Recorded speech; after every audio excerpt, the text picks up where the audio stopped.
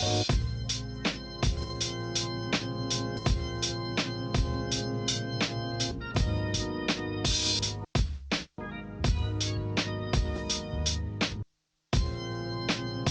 Wannabes, episode 3 of season 2. My name is JD. That's your boy Wasabi. What's up, JD? How are you doing? I'm doing alright. Got some Melee related news from last week, and otherwise I'm just excited to recenter, chat with you again. We got a routine back, more or less. Nice. We love a routine. Yep. And we're just here, man. First off, how are you? Just baseline, where you at? How you feeling? I'm good. A little bit anxious starting work in 2 days. So probably when we'll be releasing this video, I'll be starting work. But I'm really excited for it. I think it's just can't believe that the furloughed and then jobless journey is over. Yeah. And I'm starting a big chapter in my life. So lots of learning and not too sure how it will go. So I think I'm excited for that. Yeah, I mean, shit, I can't even imagine. My life has been so stagnant that a big change like that seems very scary. So I'm glad that you're putting it in perspective in a good way, kind of taking it in stride. But I'm always here. Things go crazy on day one. Yeah. I mean, everyone I met has been super nice, and I'm still really excited with the mission and the work I'll be doing. It's just crazy, transitioning and now working all day and then refiguring out the routine, right? I think that's the biggest thing is I definitely had a set routine of my day. Wake up, maybe practice a little bit Melee, do some analysis, review some sports stuff, some soccer fantasy stuff, and then go for a run, eat lunch, and then kind of rest and relax after that. And so I think it's going to be interesting now. When it's going to be how will my schedule change? What will I have the capacity for moving forward and all of that. So I think that's going to be the biggest thing, probably in the next few podcasts that I'll be talking about. Yeah, I was about to say I definitely want to really hear how that develops, because it's always the first month of any new job or situation, going to school for the first semester or whatever, that first 30 days feels so different than everything else. It's its own pocket of you gotta really establish yourself strong going, where I'm coming from, thinking about how I relate to this is I'm moving in on the 1st of December. Yeah. Wow. And so it's that shift, either it's location or all the triggers of your environment and your habits, or it's you go from having a day you get to control to you're on the clock 8 hours a day. It's having these big monumental changes where what number job is this in your overall career? Yeah, in my overall, I think it's gonna be my 4th overall. Do you feel you're more centered than other starting job scenarios you've had? I think that it's I'm ready for it, but it's a completely different role, and so I think I'm coming in with a lot more experience than before. Before it was more of I didn't have the experience and I was going there for the experience, but now it's I'm being hired for my experience, but also going to be learning a lot and be in a new position. So I think I don't feel anything significantly different. I think the thing that is apparent is it feels like a step up, and I'm really proud of the job that I got and company I'm with and stuff like that. And I think there's a certain pride in that is a lot stronger than compared to the other positions I had, I think. And so I think that's really the next big thing. But I'm super excited, and I spoke with the CEO and stuff, and she was super nice. One of their core values is vulnerability, which you love to hear. Interesting. Vulnerability being a key pillar in the company's values and stuff like that. And so I think I think it's just going in with the idea that like they hired me for a reason, you know, like it's not just like a job that like anyone can apply for or like can get, you know, everyone can apply for it. But I think like that's sort of the mindset I'm kind of going in. But like, to be honest, like it's not going to be as like nerve wracking as like, you know, playing on stage or trying to get top 3 at HNC or anything like that, you know, like Yeah. nothing's that scary, right? Yeah, And I think we talked about that in length. Yeah, I totally agree. I love that concept of like we've been in more stressful situations when it comes to like acute stress. So these like job interviews or other thing or like first days, it's nice to have that kind of history and experience in our back pocket of like, yeah, at least we're not playing Smuckers for like top 3. yeah, you know, and exactly. I wish I won that game 5. I still watch it sometimes. Sorry, I'm so tight. I didn't mean to bring up that specific. It was the first thing that came to mind. No, it's fine. I'm still proud of how I played that set. I just wish he didn't clutch it and I clutched it instead. Sorry. But no, it's funny. It's funny because my parents have been trying to psych me out, not like on purpose, but like they like. I've been talking with this with my therapist a lot, and it's like they just have such a fear mentality, and like a lot of their actions and like motivations are like fear based.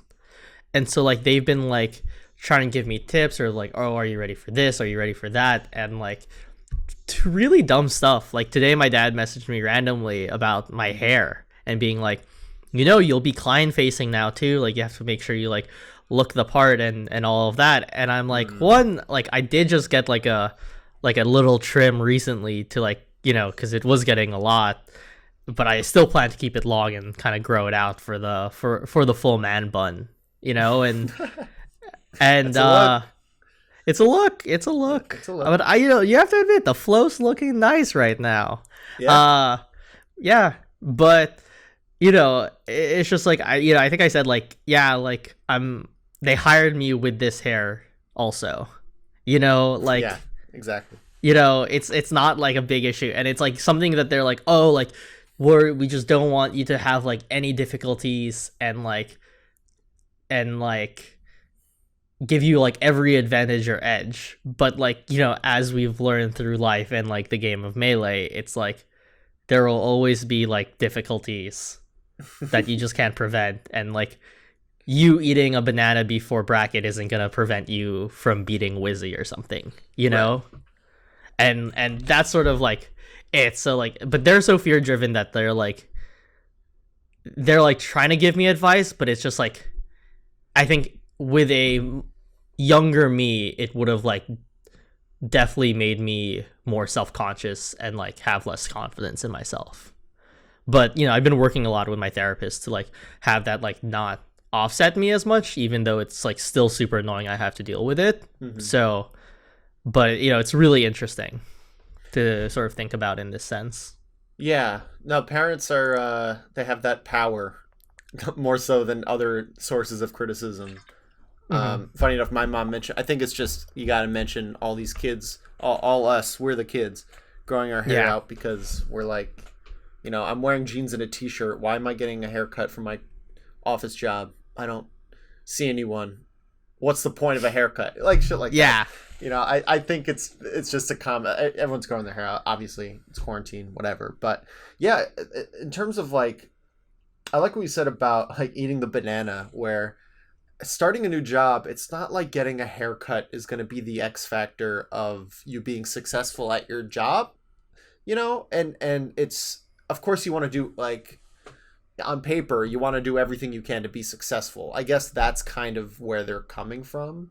But in terms of what's a productive mentality, I'd rather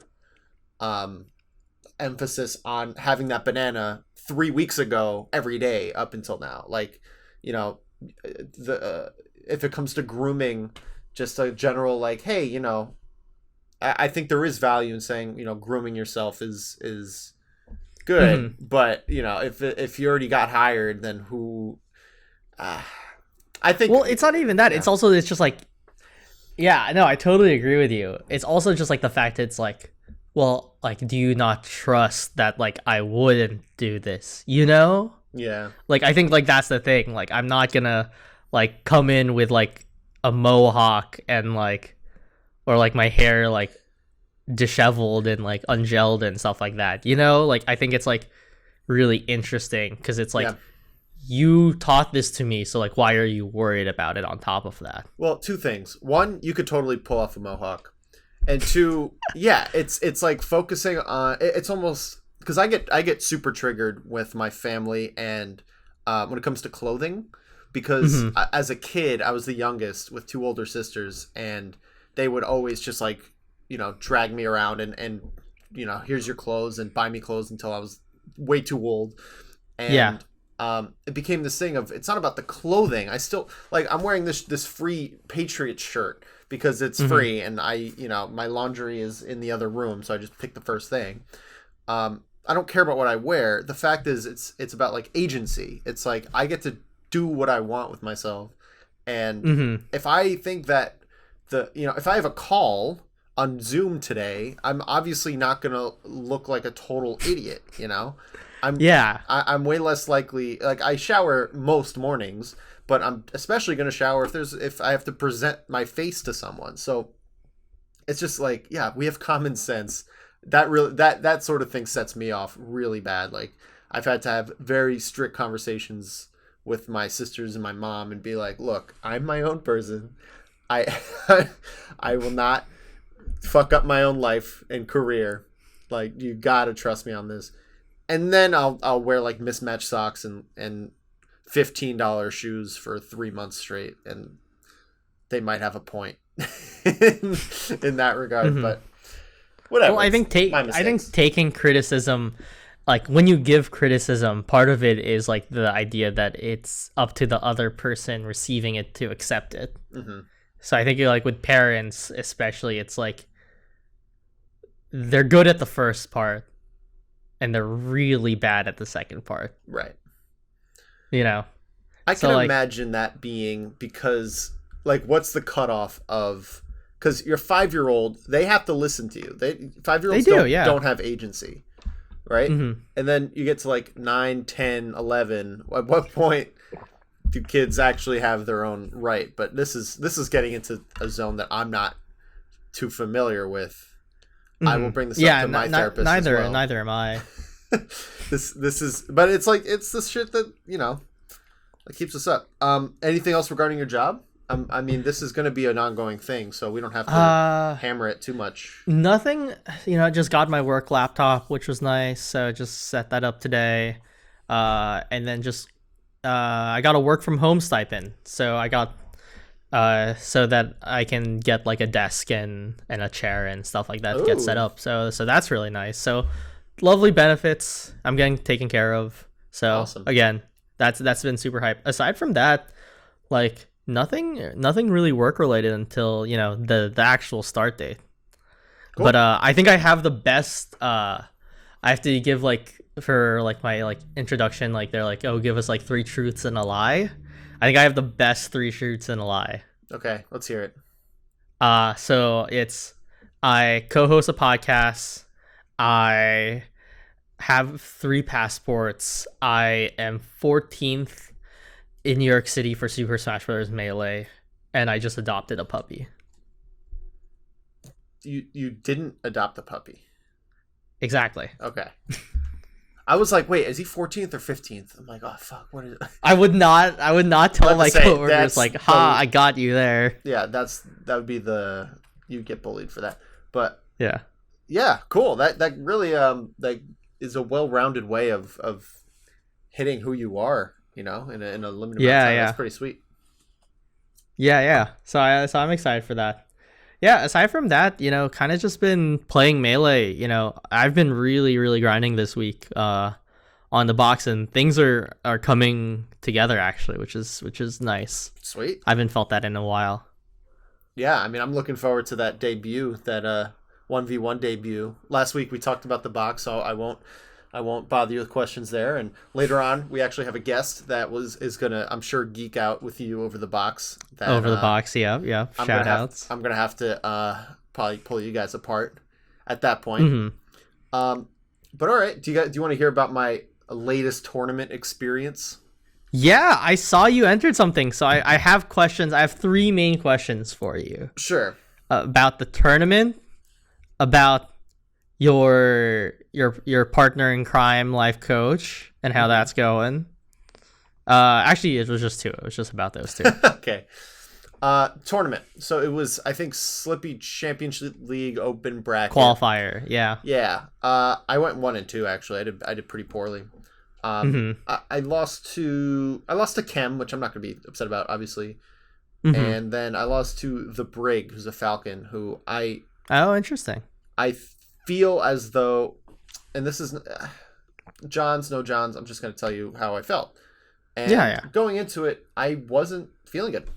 I just wasn't. Mm-hmm. I think I was just in general, like I'm still kind of in this weird half funk Mm-hmm. where I'm kind of I'm almost resigned to what my lifestyle is before I move, and I'm looking at that move-in date as like, okay, I'm gonna use that as a jump start into new habits and fall, getting back into good old habits, and kind of trying to jumpstart this quarantine crisis I've been in, which is Mm-hmm. just, not terrible, but imperfect, and heavily reliant on like drinking and smoking, like kind of these outlets are, Yeah. I'm not going to say they're, I don't drink too much, but I've been drinking more than normal, and Mm-hmm. exercising less, blah, blah, blah, blah. So all these things culminated, um,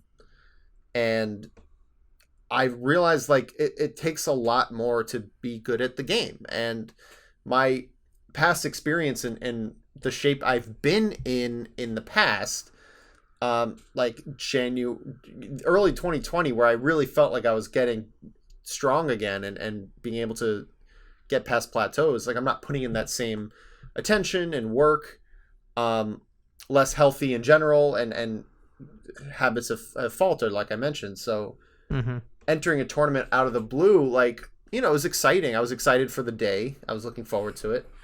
And I just couldn't deliver, and I couldn't play to the ability I know I can. Um, which at the time didn't feel great. Like, I didn't do anything. I didn't rage. I didn't like, I was just, I was just like, oh man, that sucks. And then I watched TV and went to bed early, you know? Yeah, yeah. Actually, I didn't watch TV. I called my sister and my nephews, which, Oh, that's nice. yeah, if there's a way to get over losing in a melee tournament, it's talking to your 3-year-old nephew. Um, just That's good. it's a perspective thing. It's like, who cares about anything else? But yeah, I guess, not to beat it to death, but it's like, it's just relearning these things. It's returning to that attitude of, yeah, this game's really hard, and if you're not actually practicing and being mindful and being healthy, then Mm-hmm. yeah, you're gonna lose to people maybe you wish you didn't lose to, or not performing. Like I could have played better against Kem. I know I can keep up with players of that caliber. It's not like he's completely out of my league. He's just the favorite, Mm-hmm. and it didn't Yeah. feel like he was the favorite. It felt like there was no shot, which doesn't, I think I'm better than that. So all that being said, who knows if I'll enter more tournaments coming up?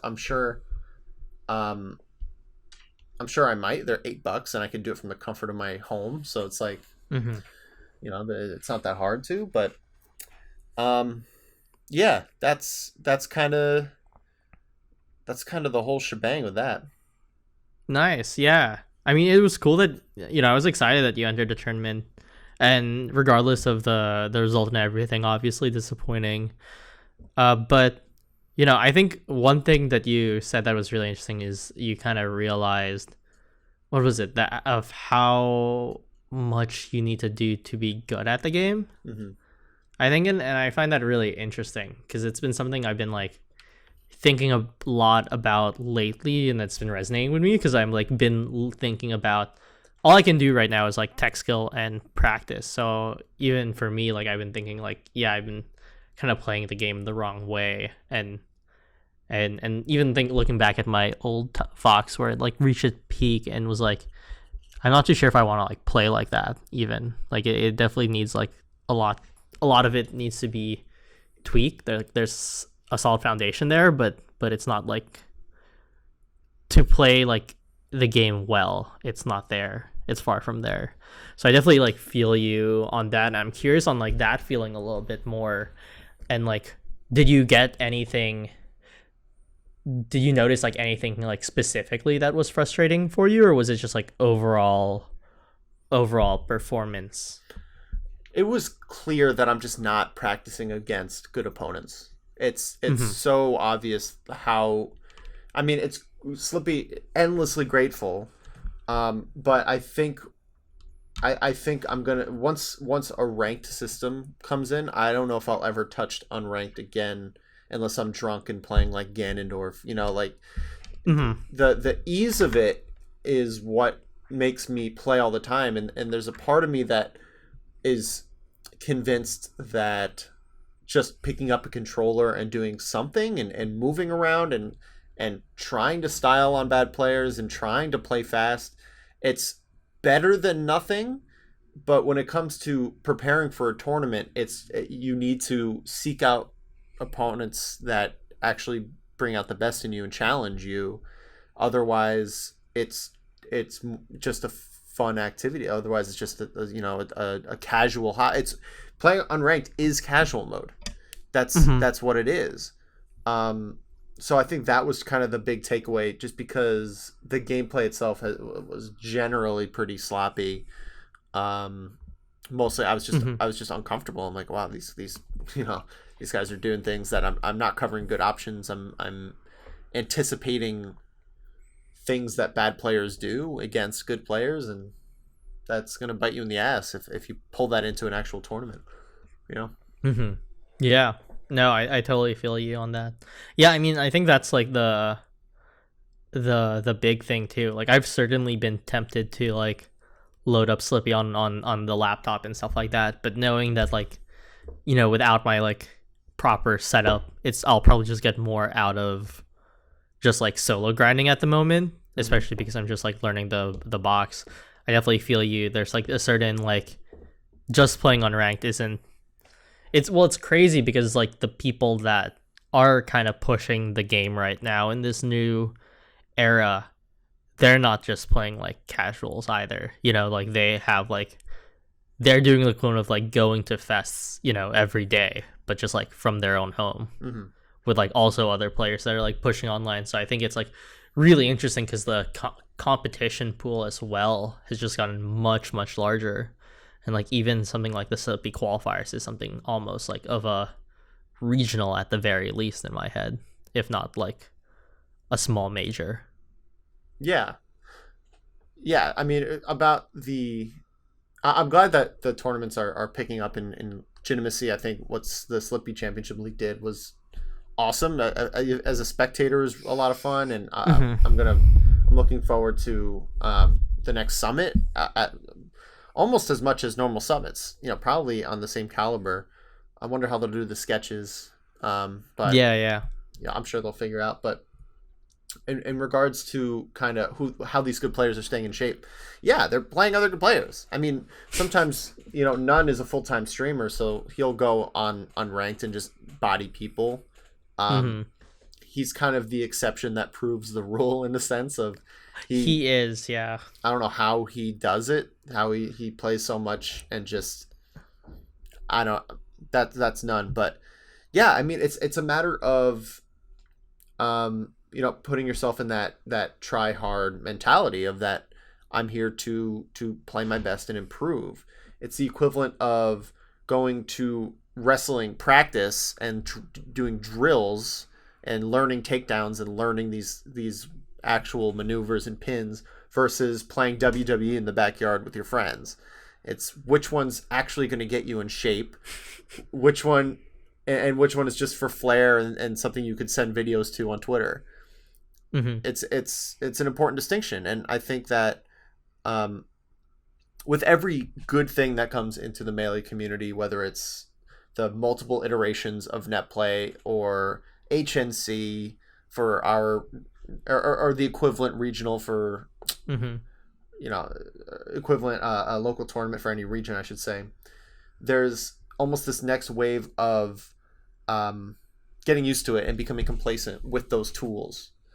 And I think it was just a lesson for me and I guess a lesson for other people out there, like, if you're just logging in and playing unranked, then you're not going to improve nearly as much as you can with this rollback that we have. I guess that's my biggest takeaway. Mm-hmm.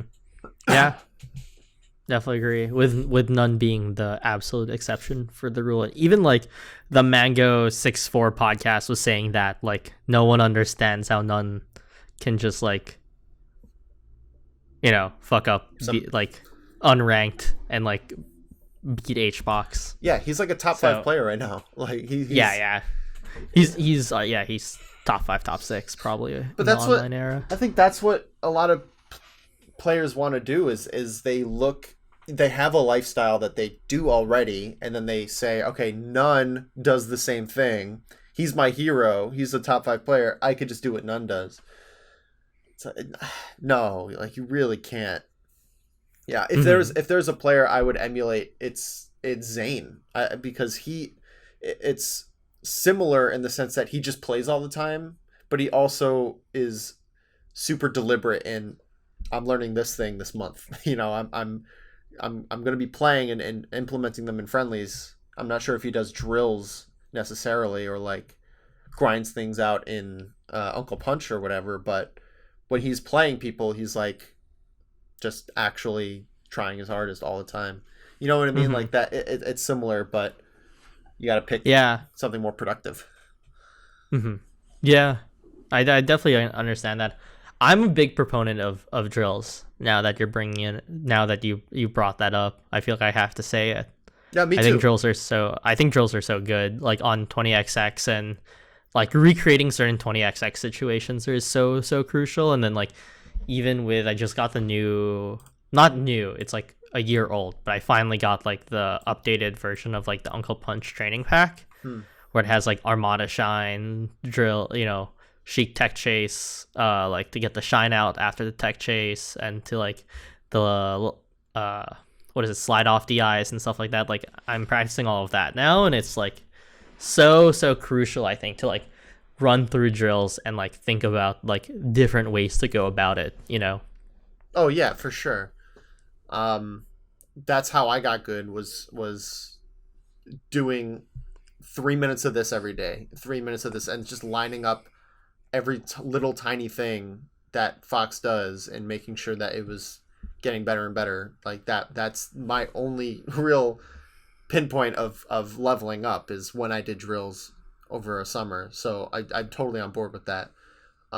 Yeah, it's really interesting because I find myself now, I've been like, the way I've been practicing it, it's like because I've like built up, like I've been doing so much analysis of like both myself and like of other players, and like so much solo practicing. Like a lot of my practice sessions now have been like either drills or completely just like shadow boxing. So it's been a really super interesting experience where I have like clear ideas of execution in my head from analysis that I'm fighting against in my practice, like in shadow boxing. And I think that's been really, really interesting. So like in my head, like I'm practicing against like, how would I like bait out running shines? Like what are the different ways, the different spacings to do it? Yeah, like what spacings do I do it at? What are the different ways to beat it? Like how would I, if I wanted to like if I want to be more aggressive, how would I challenge it? If I wanted to be really passive, if I have a lot of corner space, if I have center stage, if I am in the corner and I have to deal with it, like there's so many different ways to go about it that I think like I can't wait to play again. Not because like I think like, oh, I'm like this like brand new player that's gonna fuck shit up, and stuff like that. But like there's been so much like ideas and like internal like imaginary battles that I've like cycled through that like I really, really can't wait to like have access to Slippy again come the holidays. Oh yeah, I mean, picking the game apart is definitely something that you've been a proponent of for a while, and drills are certainly the way to turn that into legitimate skill increase. You could know the right thing to do as until the cows come home, as they say, but you can't really capitalize on that until you apply the practice. And for some people who, I think, going back to Zane, because I think what Zane does is the hybrid approach of sort of just playing, and because honestly, and with none, we don't really know what goes through his brain. That's why it's still a mystery, because he could still be very mindful and studious when he's playing against random players, and maybe there's a, just looking at his results and giving as much credit to his practice regime as possible, maybe there's a lot of credibility to, okay, what hit me, actually studying a neutral, how you get hit, and learning from every little interaction. Because if a bad player can do it, then a good player can do it. If the characters did it, that means that you left a vulnerability in your play. So it just seems really hard against low tier players. So we'll skip past that. I think what Zane does is he hones in on, like we said, how do I bait out running shine? He hones in on one thing like that, and then in friendlies, he's just grinding the shit out of that one thing. And then he's just building who he is. Like, he's building good habits across the board for all these situations. You saw it first when he was more of a top 30, top 40 player, just the MDVA rising star, where he was doing ledge cancel dares, pivot grabs, and pivot forward smashes. And you thought it was flashy, but it was just these situations that he knew were quite good, that he grinded out and really developed through friendlies. And I think it's just the continuation of that style of learning that's gotten him to be, I guess right now he's the best player in this season. I think he's certainly the one to be. He would definitely be first seeded in any online event at the moment. But I think, like, well, it's interesting because, like, in my head, I guess I disagree a little bit, actually, which is interesting. Okay. Because it's like, I think, like, Zane's a great example, but Zane is Zane and we're us. Well, Zane plays 6 hours a day. Yeah, well, that too. But I mean, what I'm trying to say is, like, it's like, it depends, right? Like, because I feel like we're not at the level yet where we can even dare compare us to, like, Zane's work ethic and mythology of it.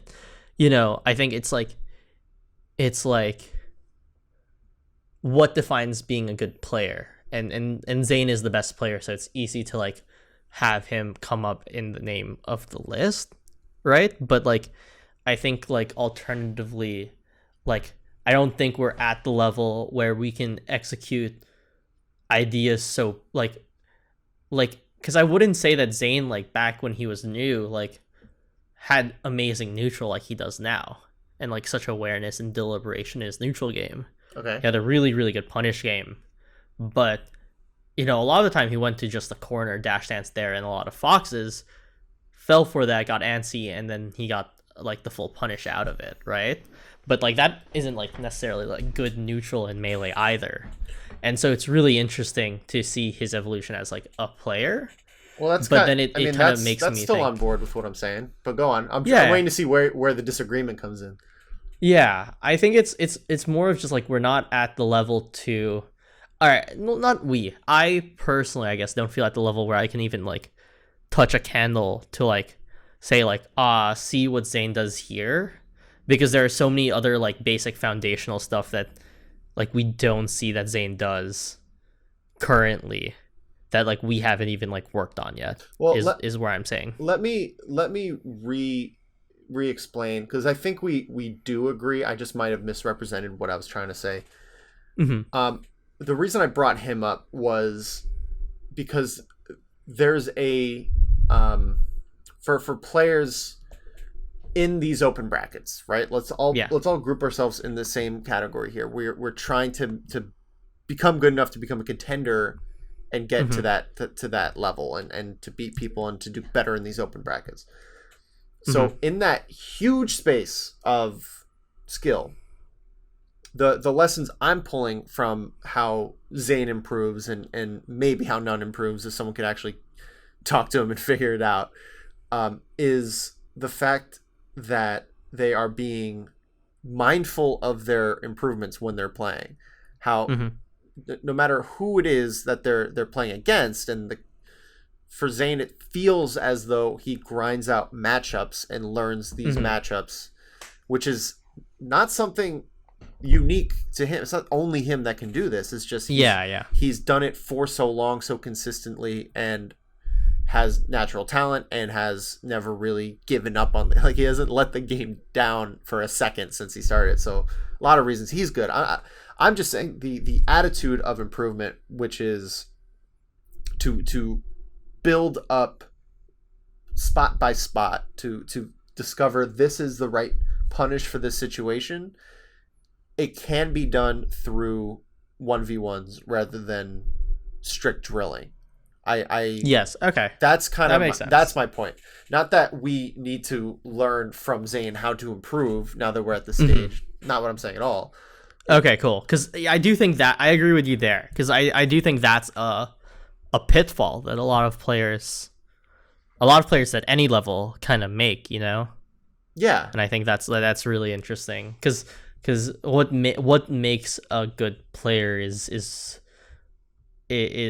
half like foundational stuff and half like individual stuff too, you know. Like, I think that's really like that's what I guess I've been thinking a lot lately. Like, I did an analysis of like Aklo versus Fat Goku, not their most recent set, but like the one where right before the first Slippy championship week, you know, where Aklo qualified and Fat Goku qualified.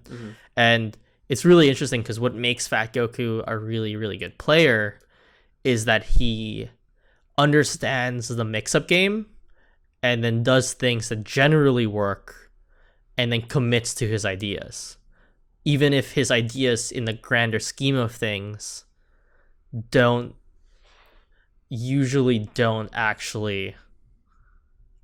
the most optimal, ideal thing to do, you know? And I think that's so interesting to kind of think about, of like what makes him a good player. Because like, I don't think like watching him play and kind of really break down Aklo's kind of platform game a few weeks ago, and he kind of did it also this past week. It was really interesting because I think what makes him a good player, one could like, he's doing some things that a good player would do, but it's not like all encompassing as like Zane is on it. And I think that's interesting too. Okay. I see where you're coming from. I'm really curious. I think we need to do a joint analysis one of these days. I think a Dirty 30 would be a lot of fun with that. Just because I like the sound of the name. I think it's catchy. But there's a lot of different. I mean, we're Fox main, so we can talk specifically about just Fox players. At the top level, it's complete. Like, every single Fox player right now just gives me completely different, almost auras to like the metaphysical idea of who they are is completely different zones. But yeah, you see it in their playstyle too. They have way different strengths, and then the rest of it is just very solid. Fat Goku is the best player that just doesn't play well, if that makes sense. You watch him and you're like, how is this guy winning?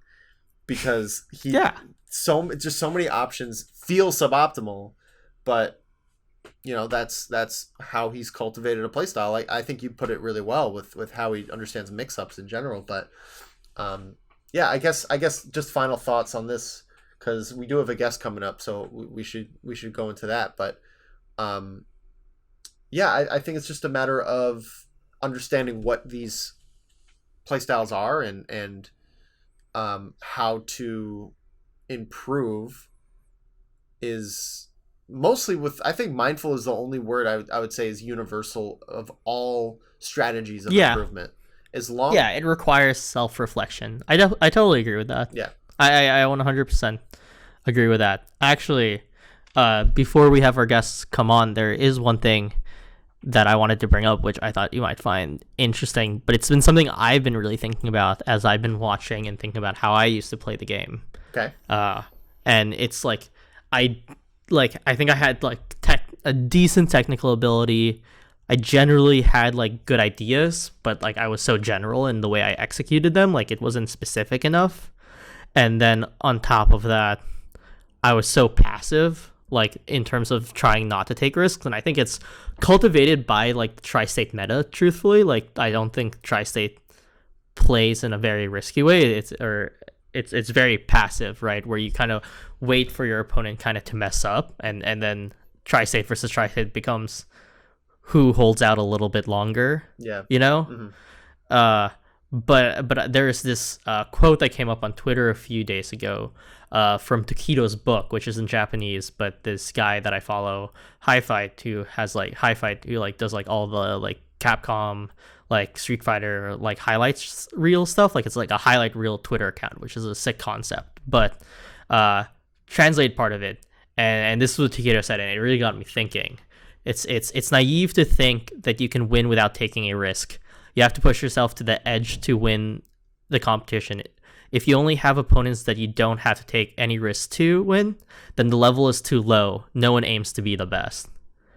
And I don't know, that is something that I kind of has been on my mind since we last talked, because I realized like how little I tried to play mix-ups in my personal game, especially in the Ditto, and like not having clear ideas of like when to play the mix-ups and how to rotate between them efficiently and like to both my strengths and to counter my weaknesses is something that I've been really thinking about as I've been like shadowboxing and solo practicing. But I that's sort of been on my mind lately in terms of like self-reflection.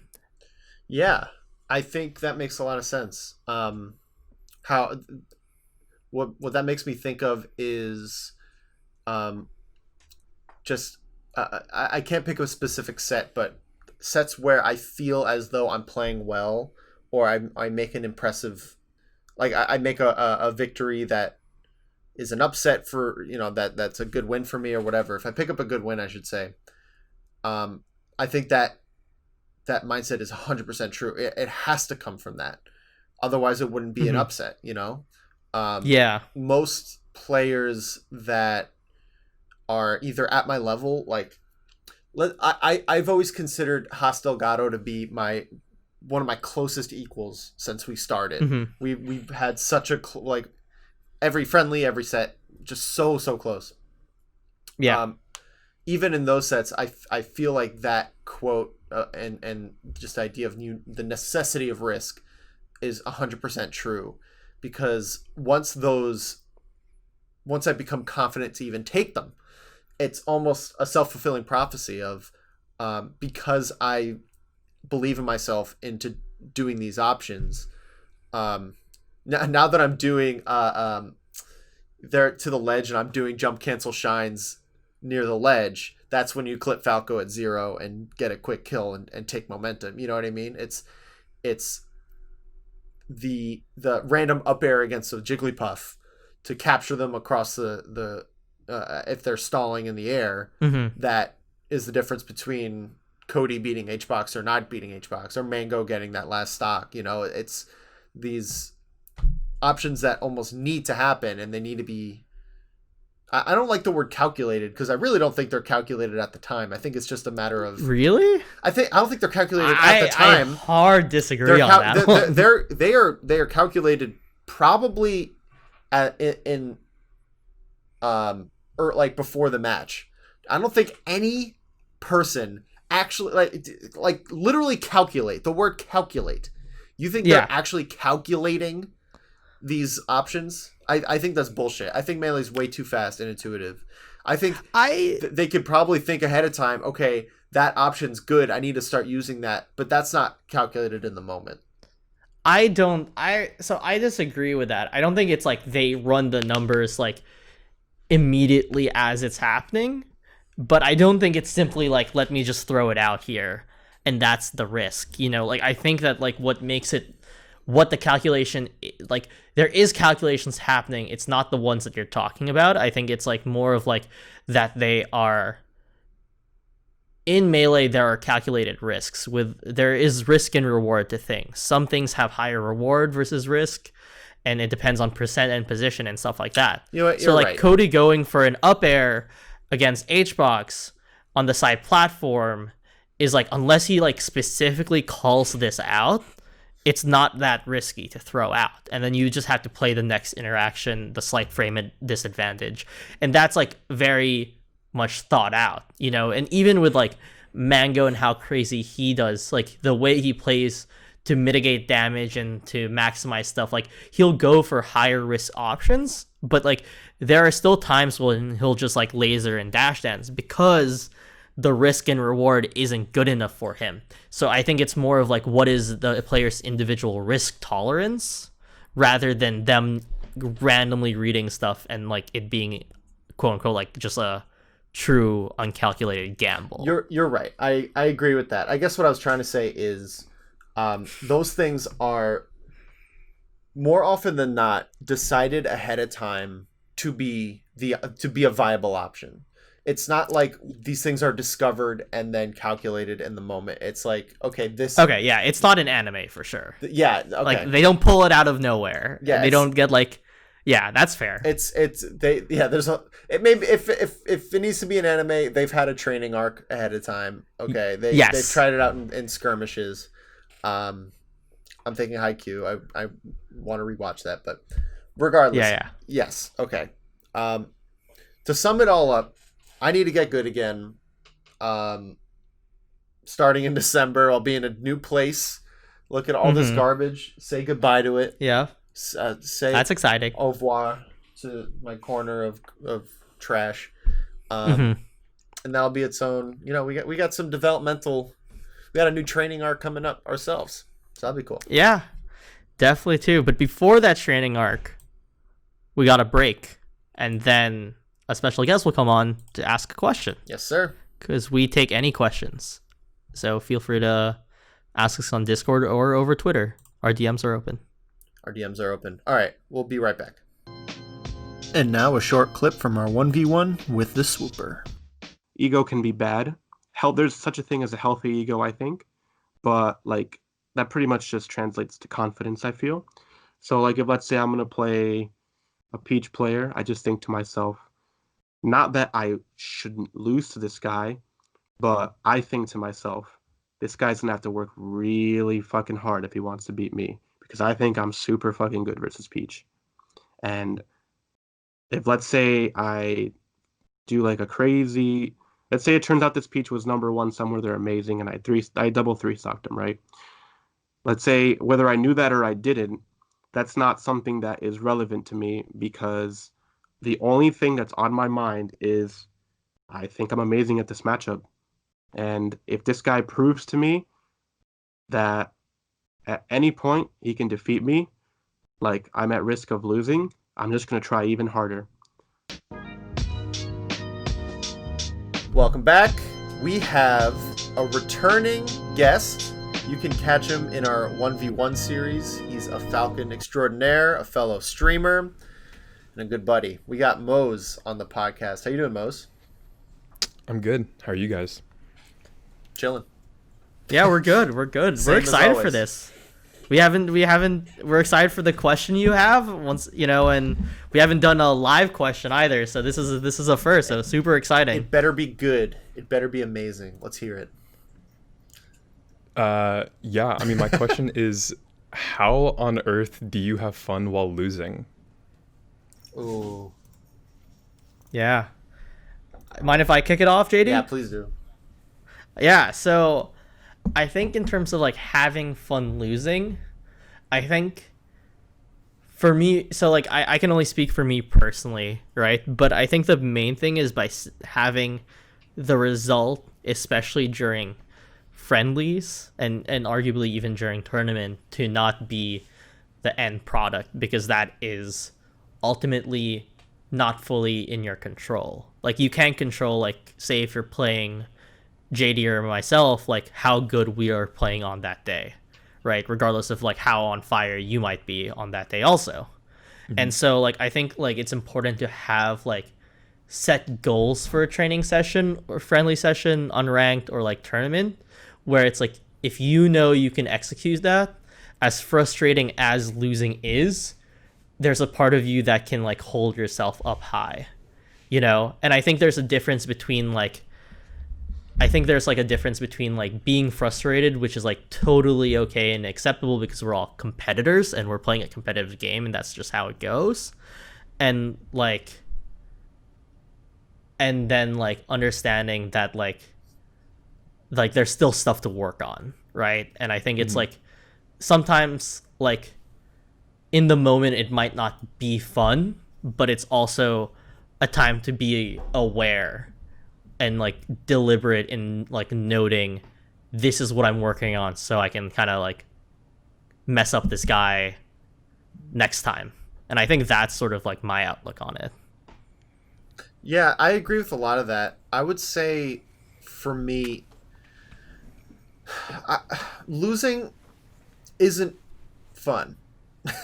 It's just not. Yeah, no, certainly not. Right? And I think most competitive people, that's kind of the gamble of it, is that because winning is such a joy, part of that is because it's like the elation of not losing it. It's kind of intertwined. And so there's almost a two-part answer. The first part is weathering the loss in the best you can, either the first 5 to 20 seconds, which is the worst. I mean, depending on, and this ties into like the second part of my answer, but depending on how I'm doing at the time, I want to punch things, I want to rage.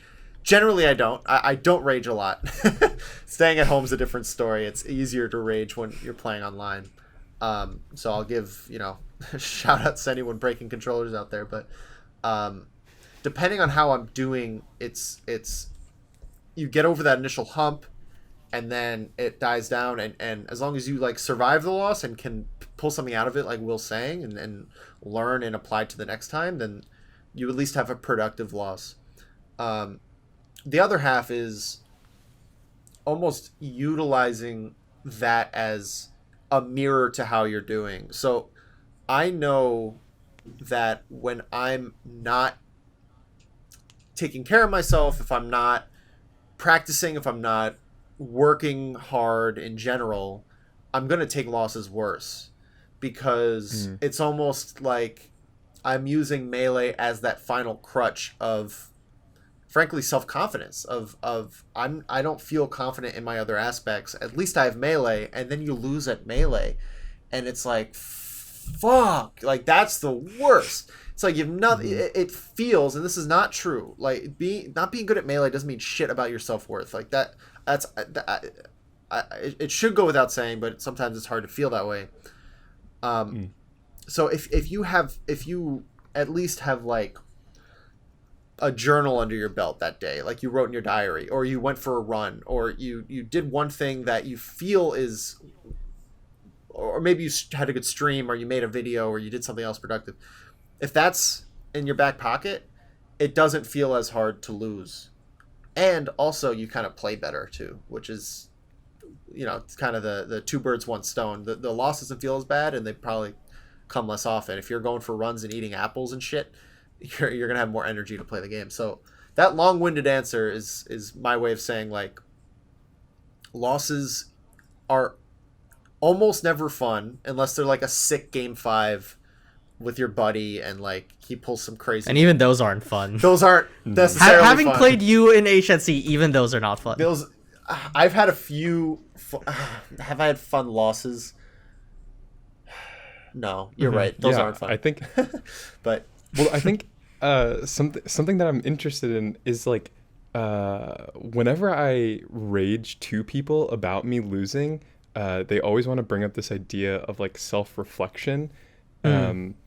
And like I think what it always comes down to is that like I think that I should have won, and maybe this is like all the problem, but I have this like sense of like, no, if I just didn't miss that nair, I would have won, or like something like that.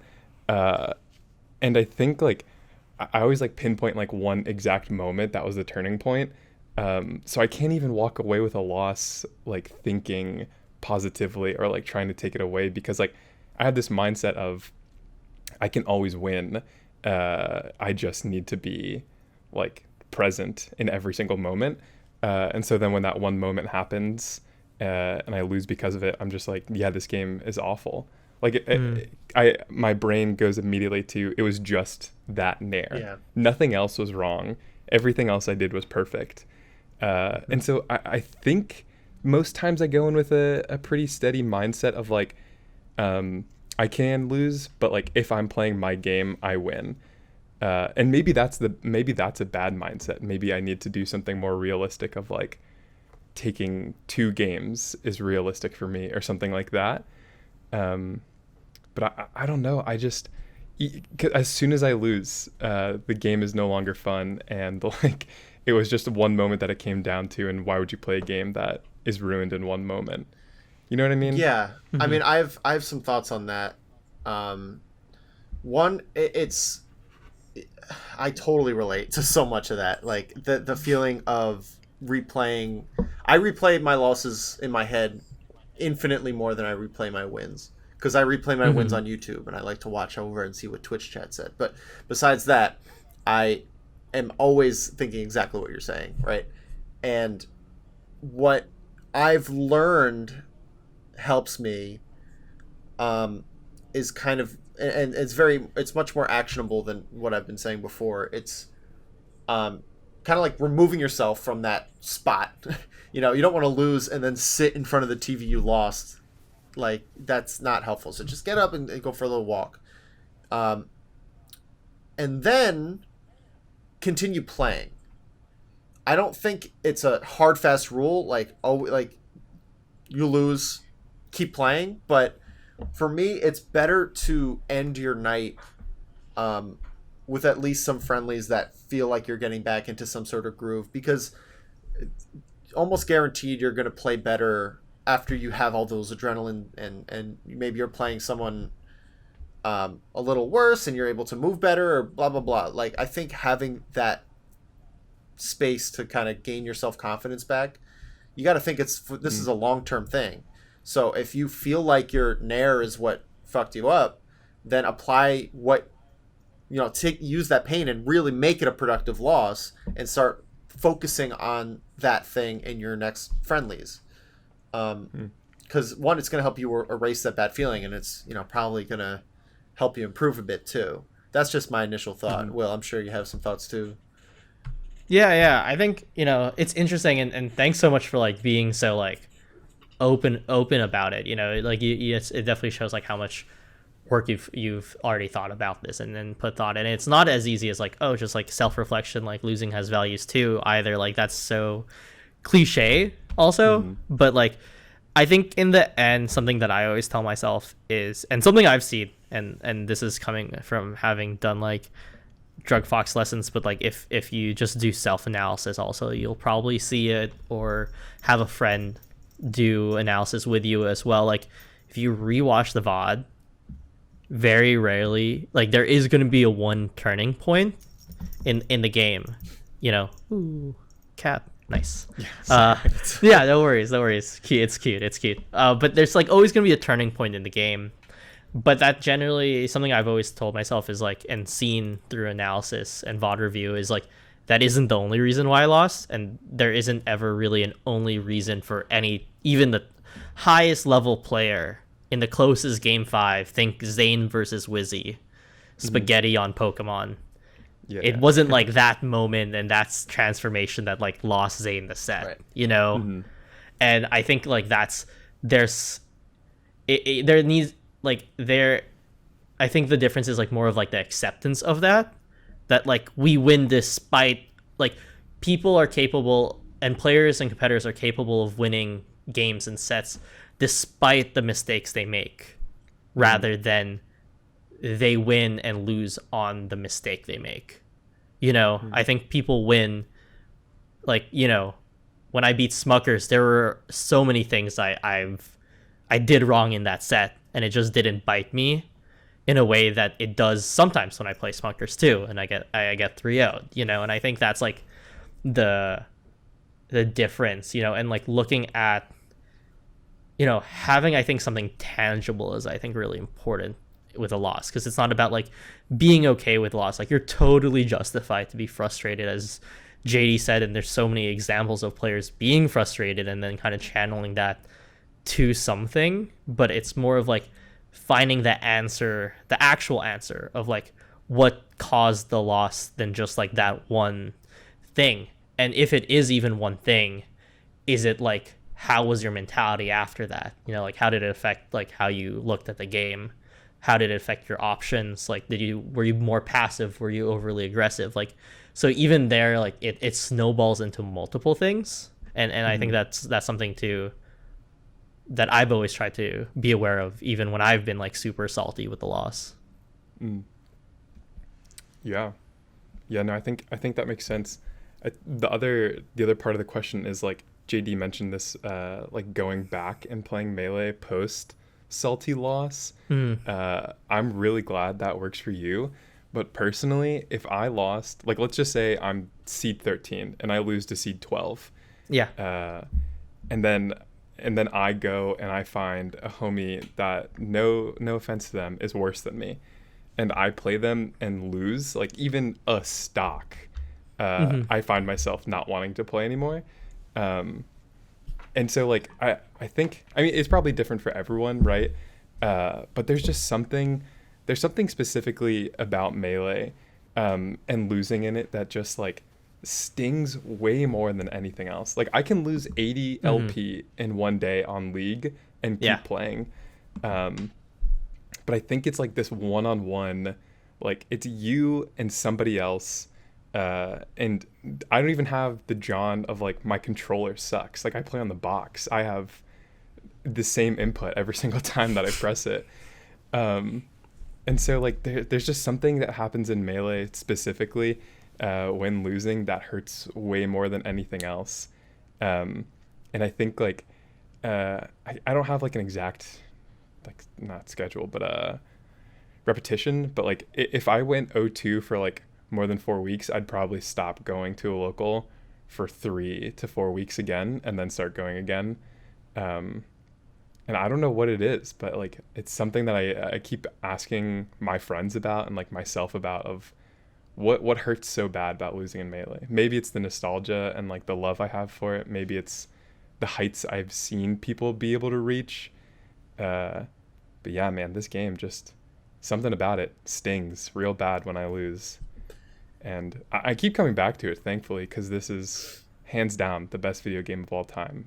I can't even think of another competitive game that's as good as Melee, honestly. But yeah, losing, just something that sucks. Yeah. And maybe that's just losing. Like JD was saying at the start of his answer, like, losses are supposed to hurt. And figuring out how to deal with it better is maybe where I'm more going towards. Like, what are other ways I can soak it up. Maybe suck it up's not the best way to think about it.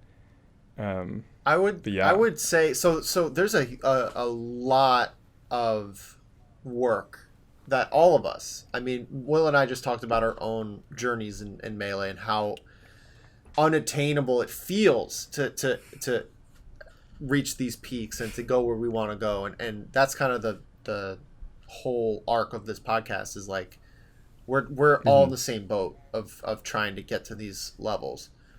And I would say, just hearing what you're saying, that you could really go more granular for you. Just take one thing to focus on, because there is so much to work on. Just take one thing to focus on, and that is not allowing a loss to be excused. When a loss occurs, to be, and it's really hard. I struggle with this too, but I think the best thing for you at this stage would be to, when the losses come, to sit with it as fully and as long as possible, and to actually feel it.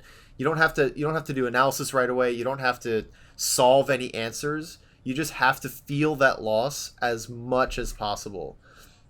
You don't, for me, that's playing after the game, and I'm fantasizing about locals because it is less fun to lose online and then stay at your computer and lose. So, granted, maybe that advice doesn't work anymore. God, I miss locals so much, but We all do.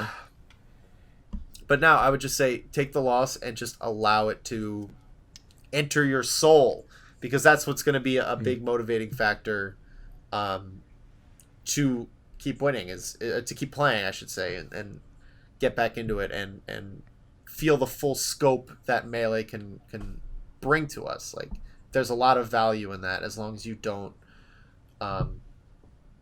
brush it aside and excuse it, Yeah. That makes sense. I don't think I could have said that any better. It really is about feeling it. Like, it's interesting because it's like the question started off as how do I have fun after losing, and ultimately losing isn't fun. And Nope. and but you can't ignore it, and you can't like run away from it. It's about like actively, like just like with any other emotion in any other thing, you have to work through it.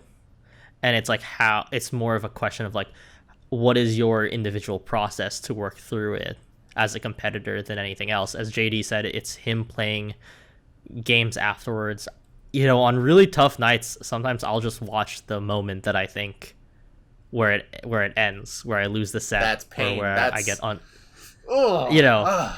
Like, just to kind of rip the Band-Aid off already, and then just be like, well, all right, well, we'll start over again, And I think that's my process, and I'm not saying you need to do that at all, but I think it's more about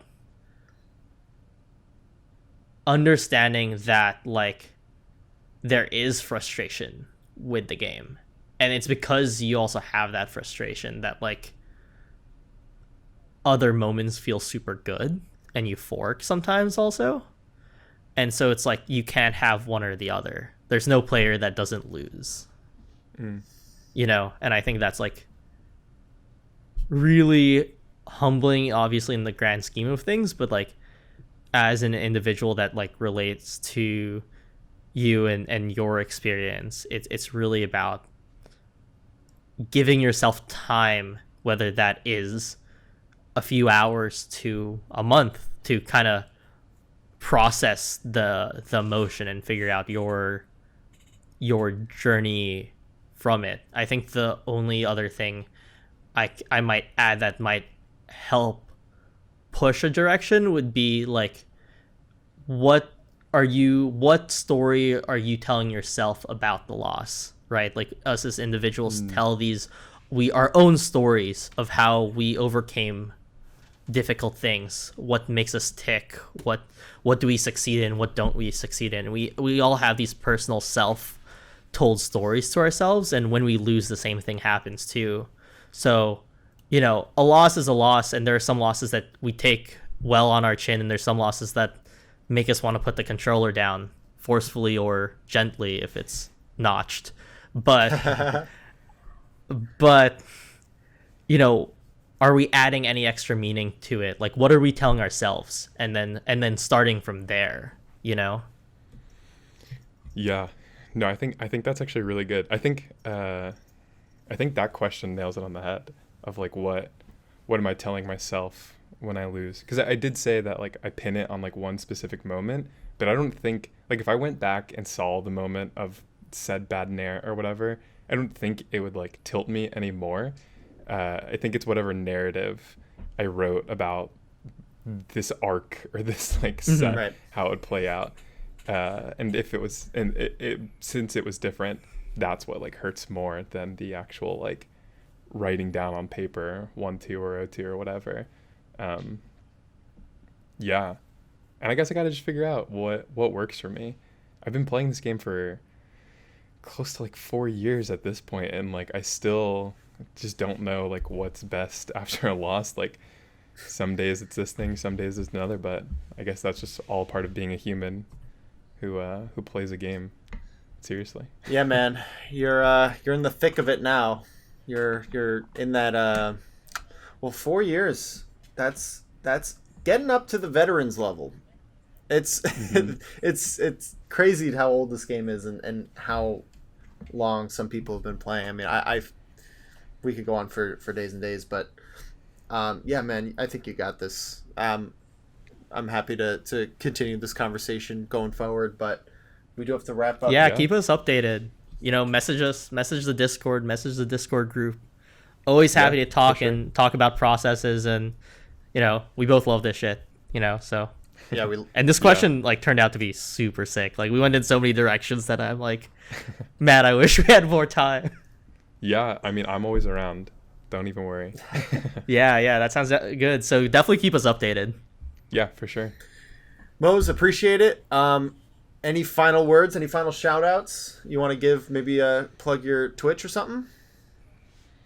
Yeah, if you want to see the most inconsistent streamer on all of Twitch, you can hit me up at twitch.tv/SSBM_Mose.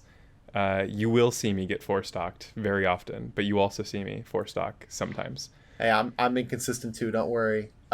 Yeah, that's hype. Yeah, tune in, everyone. Anyway, I'll see you guys later. Thanks for coming on. Will, it was great talking. Yeah, it was super fun. Thanks for coming on, as JD said, though I don't want to copy him. Kind of just came out of my mouth. Already did. All right. See you guys later. All right. Anyway, bye, guys. This has been great.